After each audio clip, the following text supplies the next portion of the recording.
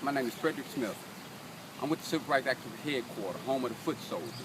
Today, this year is the 50th anniversary of the bombing of the 16th Street Baptist Church.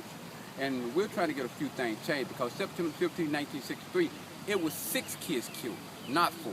It was 4 girls killed in the bombing. But after the bombing, Adam A. College, the 14-year-old girl who was blown out the bottom window of the church, her cousin Johnny Robinson came up after the bombing.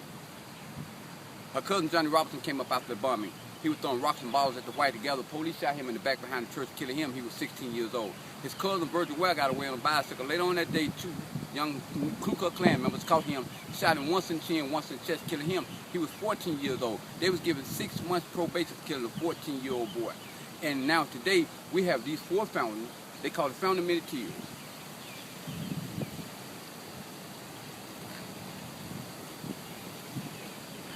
Because a lot of people cried here, not just in Birmingham, but all over the world for the life of the loss of those 4 girls. We have the 4 fountains of the girls. We have the 4 girls' names on the side of the church, but we have nothing out here to represent Johnny Robinson and Virgil Ware because one was killed by a police officer, and one was killed by 2 young Ku Klux Klan members. And we just believe those boys gave their life too, so some need to be out here in this park to represent them. So we got a petition going on. Also, we want the plaques changed around here because the history is just not being told. The very park where you're standing in now was part of the problem. We only had a 3-block shopping area. From 16th Street to 19th Street on 4th Avenue is the only place the blacks could go. If you was in the rest of downtown Birmingham, you had to have a written document stating that you worked for someone in order to be down there, or you would be beaten in jail.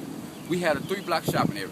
Then, this park we're standing now, this was a whole black neighborhood. None of these buildings were here. This was all houses. This was a residential neighborhood.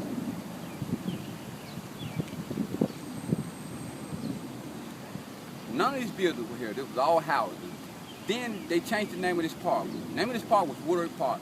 They changed to Kellingham Park, which still stands today, which is Osmond Kellingham, the first man from Birmingham killed in World War I aboard the USS Copper Italy. We all know blacks weren't allowed to fight in World War I. They had to fight to be able to fight in World War II, if you remember the Tuskegee Airmen. So they put a white historical park in the middle of a black neighborhood. We couldn't come from across the street into this park without being beaten or jail. That's what disgusted Fred Shuttleworth. So Fred Shuttleworth decided to start the segregation movement. When he started the segregation movement, his church was the first church restored because he was not the pastor of the 16th Street Baptist Church. He was the pastor of Bethel Baptist Church in North Birmingham. When he started the segregation movement, his church was destroyed. Nothing ever came about it because it was done at night and no one was hurt. They blew up his house with him in it, almost killing the man.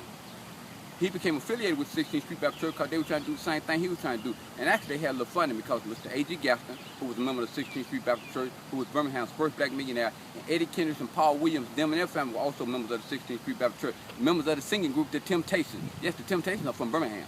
And Eddie Kendricks and Paul Williams were members of the 16th Street Baptist Church. So by them sending back their tithe, they were partially responsible for having to get Martin Luther King up. When Fred Shuttleworth contacted Martin Luther King in 1962 and asked Martin Luther King to come to Birmingham, Martin Luther King refused. He said no, he wanted no part of Birmingham, Alabama.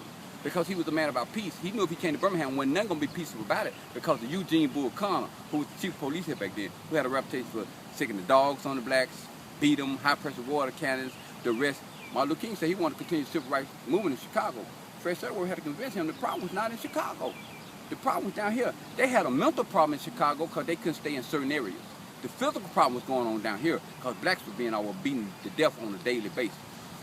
So when Fred Shuttleworth had to convince him that he had 6 other men besides himself that would actually do the footwork if he came to be the mouthpiece. But when he decided to come in 1963, we'll just speak bluntly, all hell had broke loose. Because Alabama had elected a new governor, which was Governor George Wallace. But in George Wallace's inauguration speech, it said segregation today, segregation tomorrow, segregation forever. A lot of whites wanted things to stay just the way they were. So the first kids that was attacked here was one out of all-black college, which was Miles College. But I'm going to stop right there for a minute because I want to clarify something about Governor Wallace. Okay, hold on. I'm gonna stop the video right now because I think you've given me a great deal of information, and then you're gonna give me your contact info. Okay? Give me my contact info. You said you had a petition going on. Is there an online petition? No, we just started. We got all they need is a name. All right. Well, I can give you my name, but how can I get you more names? Just get more. And I want to show you where our office is.